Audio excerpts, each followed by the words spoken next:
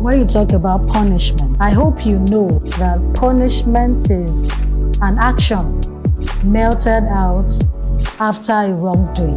For every wrongdoing, before it is being done, there should be rules and punishment that will be melted out, attached to it. So I think for me, punishment is a strong word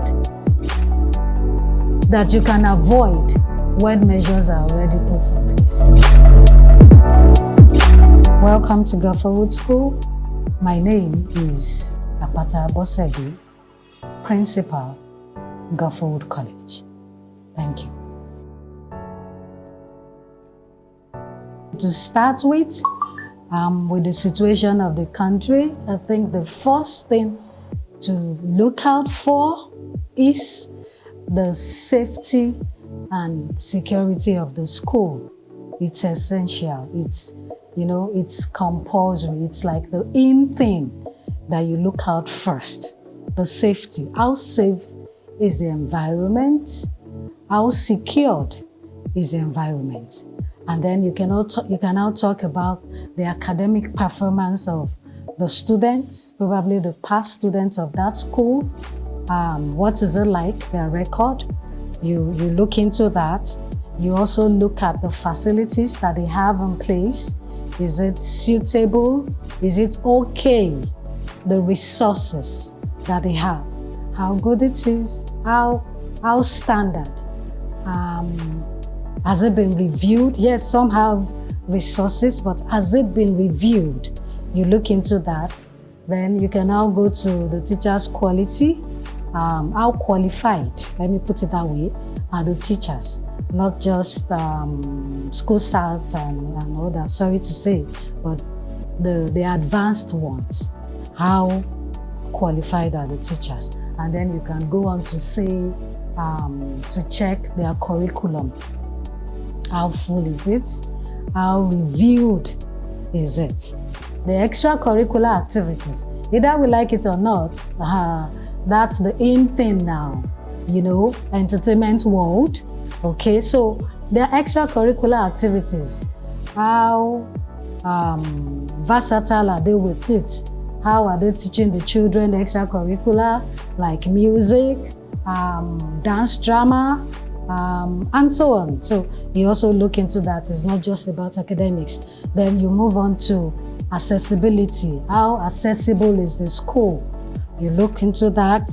The class size, is there enough space for the children so they don't get choked up? And then, is it a school you can easily access when it comes to parental involvement? Do you have access to your children's teacher? And all that. I think these are things that you should look out for when you're choosing for your child. When you talk about punishment is an action that you melt out after a child has erred. But I think that before a child errs, there should be measures put in place as to when a child has done something wrong, what goes with the wrong act of that child. In essence, I'm saying there should be a punishment attached to whatever it thinks that a child does. One, it will help the child to think before erring. That's one. And two, if that is not enough and we now have to use punishment, first, I think there's something we call positive reinforcement. Before you go deep into punishment, positive reinforcement is you rewarding some children that have done good. Okay, done good like come to school early. The children that comes to school early, rather, is being awarded something. Every other child will want to follow suit. So in that aspect, there won't be a need for punishment. One. Two, there are other measures that we also put in place, like a child facing the wall, meditating with the wall for about maybe 20 minutes, you may look at it as a minor punishment, but I can tell you for real that it's not minor, because the child would have to think of what to say to the world for 20 minutes. It's a whole lot on them. That's one. And two, one-on-one discussion with a child. When you try to make a child realize who he or she is with your words, why will you want to do this? Okay? Questions like, what do you want to become in future? You want to become a medical doctor?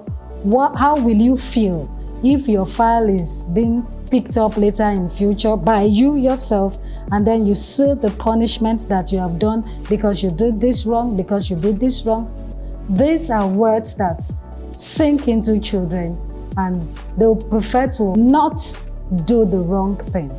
And also, when we talk about punishment, I hope you know that punishment is an action melted out after a wrongdoing. Okay, so, and like I've said, for every wrongdoing, before it is being done, there should be rules and punishment that will be melted out attached to it. For example, if you make noise in class, you would have to excuse the class maybe for 10 minutes. If measures are put in place, a child will think, why will I have to excuse the class for 10 minutes in the first place?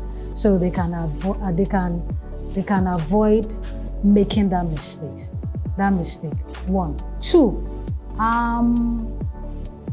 other wrongdoings that children do is maybe lying, coming late to school, not submitting their homework and stuff like that. Okay, if you did not submit your project work, this is what will be done to you. If you do not submit your project work, you would have, like I said, to face the wall. No child wants to do that. Okay? If you come late to school, you're going to be standing for 30 minutes while others are seated. No child will want that. So I think for me, punishment is a strong word that you can avoid when measures are already put in place. I don't think there's a statistics attached to that. Okay, no. There's nothing like too much book. Yes, I know there's a saying that says all work and no play makes Jack a dull boy. A child can read, but there's always time for break. Time for break, because when a child is just glued to reading, there's a possibility of that child not grasping again. Just maintaining the reading for reading's sake. Okay, so that can be a side effect. Another one is the child can develop a blurred vision while just being stick to pages of books or the screen of a computer. So these are just little things that can crop up with just reading. But aside that, I'm not sure it is attached to any mental issues. Okay, thank you very much for that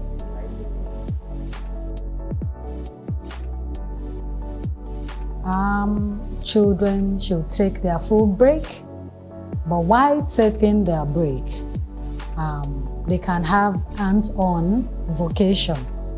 It doesn't have to be academics alone. Vocation is practical, like you're being taught some certain tools during the course of the term. For example, in plumbing, you're being taught the theory aspect. I believe holiday periods are times that children can practicalize those things that they've been taught. They can do crafts, they can do artwork, they can learn vocation. It doesn't stop them from reading too, maybe 1 or 2 storybooks, and on maybe maths and English, because it keeps going on and on and on. But holidays for me, good for vocations. And don't forget that these are things that are already being taught in class. So the practical aspect can be done during holidays. I just want to pick the aspects of the discipline that you mentioned. Parents should do more, teachers should do more. Without discipline in place, children will always be children. So whatever it takes to make a child do the right thing should be done. Till next time we'll meet, let's keep shaping lives, let's keep molding lives.